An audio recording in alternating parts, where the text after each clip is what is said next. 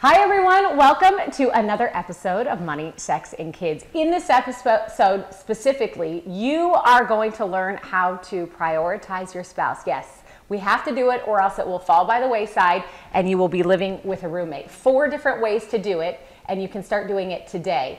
I have a special guest here. This is Nikki Burkle. She's a life coach and she specifically helps us, moms, figure out how to manage our lives. Kind of in a nutshell, right? Absolutely.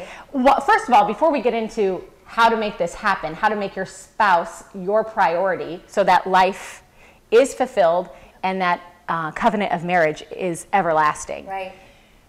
Why did you decide to become a life coach? The original reason I decided to become a life coach was because I was unhappy at work and I was really struggling as a mom. My son was 3-4 years old at the time, and I was really having these thoughts and feelings like trying to balance work and life, and then feeling like I wasn't doing a good enough job as a mom. I wasn't cutting it, and really down on myself, thinking, there's got to be another way. So I went through a lot of different evolutions as a person and as a mom. I went to some life coach training, which was phenomenal, and I thought, you know what, I'm going to for sure cure the world of not liking their jobs. Nobody should go to a work that they don't enjoy.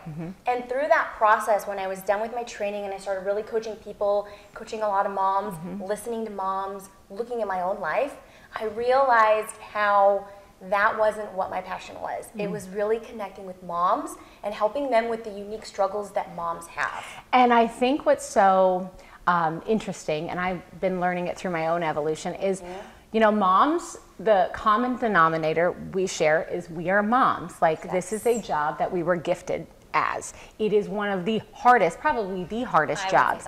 But I think a lot of the struggles are common and they're shared, but not enough of us are willing to talk about it to make it open and big enough to say, hey, I'm the same way, I feel the same way. So you feel alone a lot. Right. And you feel, if you are speaking about the struggles that you're having, you're worried about being judged. And if you're speaking about it and you're being honest about it, then that means you're probably not perfect. And in our society, in our culture, we really thrive on being this perfect image, and it's just not the case. Moms are struggling with these same issues, and if more of us talked about it and different ways that we can support each other, then there would be a lot less mom shaming, mom competition, the whole 9 yards. All of that. And I think a lot of just being a mom, obviously being a wife, we sometimes forget that we are a wife and that we have a husband to love and support and place really high up on that list, because once that is messed up, it all goes away. But so often we paint this picture that based on what social media looks like, that our marriage is perfect. And if we're not working at it every single day, it will not work. Right. And so it is February, the month of February, and society is going to tell you that this is the one month that you have to show your love and like Instagram, post it up galore. And really the steps you're going to tell us right now are what we should be doing day in and day out. Right. And I think that one of the big things, you hit it, it's work. It is not, marriage is not a perfection deal. And you show up every day and you're going to have bad days. There are going to be struggles. There are going to be issues. And I think that it's important to normalize the fact that that's what's going on behind the closed doors, an everyday thing. It's not this, show up and be perfect thing anymore. It's a, you know what, we did just have a little argument and we're not perfect. Yeah. I am mad at him right now, or he's mad at me right now, which totally happens. And being able to be honest and real about it, and also saying, you know what, we're working on it. We're working on it. Okay, so I want to prioritize my husband always. How do I do it first? So the biggest thing to start with is having a conversation with your spouse or your partner and saying, what is it that you need to feel like you're a priority to me in our world the way it is right now? And the reason I say in our world the way that it is right now is because when you have kids, there are so many different stages and pivots in their lives that impact our lives as parents, as a married couple, and that is going to continually evolve. And so, as well as human needs, you might have something going on in your world that changes for you as well. And so maybe if you're at home with a baby and that's not normal for you, you're normally a working mom, what you need to feel like you're a priority might look differently than, you know, if you, in your case, for example, with 2 kids, and they're older, and they still need attention, but they're not this little toddler stage anymore. Sure, and discovering that and having that conversation, I would imagine that conversation has to happen often, because with seasons of life and how our marriage grows and how our family grows, and, you know, in the beginning it was just you two, then you add a kid, then you add another kid, maybe you have 3, you know, whatever it might be, right? So that conversation has to happen all the time. Yes. So once that conversation happens at this very moment, what you need at this season of your life as a married couple, then what do you do? Then after that, you want to define it for yourselves. And this is not a full permanent definition, it's just a define it for right now. Okay. So, you need, so I'll use my husband and I as an example, because anything that I give out, I do in my own life. Not perfectly, I'll mention that. But, you know, we had this conversation, and he said to me, because he was the one that really brought it up, which was surprising, because I feel like a lot of times it's women that are bringing it up. And he said, you know, how much time do you think that we're actually spending a week? And I thought, well, gosh, I've never really calculated it, you know? And so we qualified and said, you know, passing in the hallway doesn't count. Kissing goodnight before we turn over and go to bed. No, that doesn't count. And so really when we thought about it, it was minimal. I mean, I'm talking 2-3 hours on a good week. That is not enough time for us, for him and I, to sustain a relationship where we still like each other. And we more than that. We love each other. And so he posed that question to me when I was doing some of the life coach training studies, and I thought, okay, well, there's something to this. And so we had a definition of, okay, what this means to me looks like this. And I think that for some people, it's easy for our minds to say we need a number to assign to it. Like, let's shoot for 2 hours a week for this activity. And that's fine if that's what you need to do. But I would also say that it's really also about just the quality of it. So are you making that connection? So having dinner together, if you're just kind of going through the motions and having dinner and like that's date night, but nobody's leaving feeling connected or fulfilled, then it's not what you need. You know, you need something more than that. And so maybe it's having an open dialogue about something. My husband and I now do coffee dates. He doesn't really drink coffee, but that's what I call it, a coffee date. And we do it midweek, which is very, very unusual. Not everyone can do that. It's not what you know, society looks as date night on a Friday night, babysitter and all that. But my energy's low at night. And so he was constantly feeling like, I'm getting the short end of the stick here because I get like leftover Nikki. And it's true, he was. And you know, he does still get leftover Nikki oftentimes. And so we had to take a look for our relationship and say, okay, it's important to him to have some time with me when I have energy. And that's the morning. And so that for me became a question of, can I carve out an hour for him midweek? And the answer is absolutely yes. You know, and it's not perfect. Like we had some ups and downs during the holidays with crazy schedules. He was working a different schedule. And so you fall off because you're human. And then you know what? You get right back up again. You say, okay, now we've changed. What do we need to do now? That's where the consistent part of it comes in. But I think 2 things. I think one, I'm the queen of thinking that my husband's a mind reader. Actually, everybody. They should just know. We should have Chris. Mind reader. And he doesn't. And so often when I finally show up to a conversation with him and just tell him, no matter how, when I say it out loud, it sounds like stupid or needy or whatever, I feel better if I just say it. But it takes me a lot to get to that point, because so often, and I think some of the years where we just felt disconnected, I just assumed he should know. But again, that's not fair. Right? The same thing that goes the other way too. You know, they aren't necessarily the first ones to say, oh, I need this, because we're just going through these busy lives, and there's just so much of everything that it's not always easy for us to stop for 5 seconds and say, I'm feeling lonely. Like in our busy world, and we're constantly go, go, go, I am feeling lonely. It's crazy how we can be so overstimulated, but so unfulfilled. We have all of these things happening. And you know,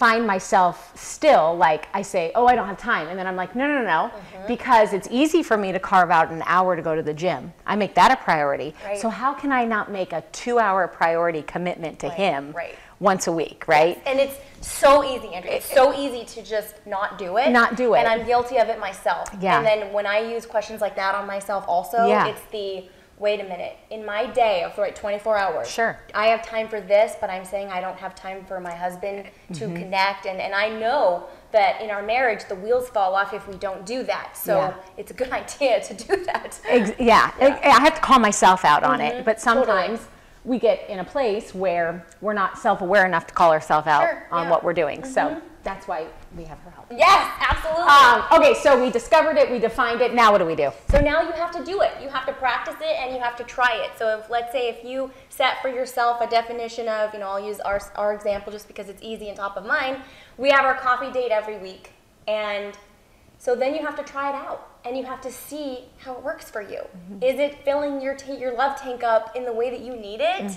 Or do you need something different? Or maybe it fills one of your tanks up, but the other one, it doesn't. Okay. And so you really have to just chat and say like, hey, we did the thing, right? We've been doing it for a few weeks and it's working well. Or we did it a few weeks and here's what's not working for me. Okay. I need to make this tweak to help it out a little bit. Okay. Because it would be, we are evolutions and we have these images of like, whoa, this is going to work perfectly. Right. But until you try it, you don't. It's just like becoming a mom. Yeah. This is going to be no big deal. Yeah. This is going to be the best thing ever until you're there, right? We're the best moms and we're like, oh, I will never do that. Yeah, until you're in it. Until you have children and you're like, okay. Yeah. I take back everything I said. Just like when you're a single and you look at married people and you're like, well, I would never do it like that. And then you're in it and you're like, oh, I am that totally person I said I was like never that. going to be.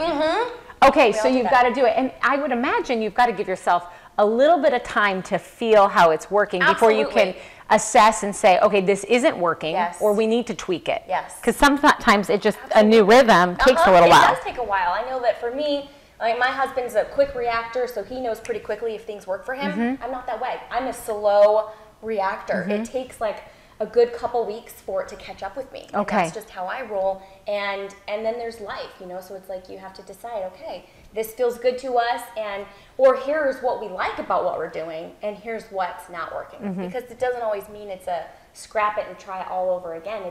Maybe it's a combination of things that you need in order to move forward. Okay. And it's also setting in place what you need to be successful. Sure. So maybe it is that babysitter that you need every Thursday or Friday night, whatever fits in your schedule, for an hour. Well, to be successful, you got to go plan the babysitter in advance. Otherwise, it's going to be this stressful, chaotic, it didn't happen, now everybody's upset, Yeah, thing. now we have an excuse and then it doesn't happen. Yes. We were just in church yesterday and they were talking about prioritizing, your marriage and your spouse. And one of them was date weekly. And we both kind of like got punched.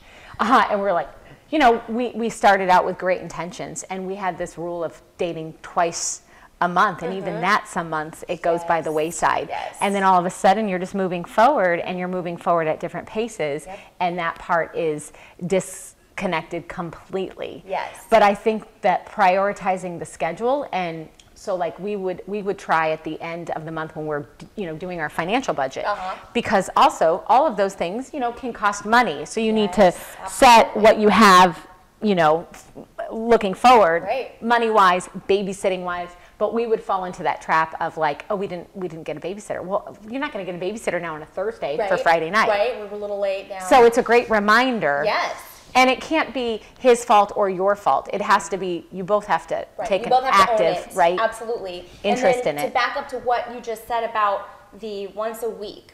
Now, I am personally not a proponent of saying you need to do this once a week. Because every family is different. Every scenario, you've got parents that the husband is working at night, the mom is working during the day, and they need to sleep. And there's just all these different things, and I feel like it's more about the connection that you said the quality. And the quality. And so, if it's just as simple as having a 5-minute hug. I mean, Yeah. I know that doesn't sound like a lot because it's 5 minutes, but when was the last time that you hugged your husband for like 5 whole minutes? Yeah, I'm guilty. Like, no. I'm usually the first one to let go because I'm like, okay, we gotta go to Yeah, school. And yes, we gotta yes. do this. Okay. And to hold this standard for yourself of, well, in order to be successful in our marriage, we need to make sure we get a date night once a week. I don't feel that that's necessarily what success looks like for people. Right.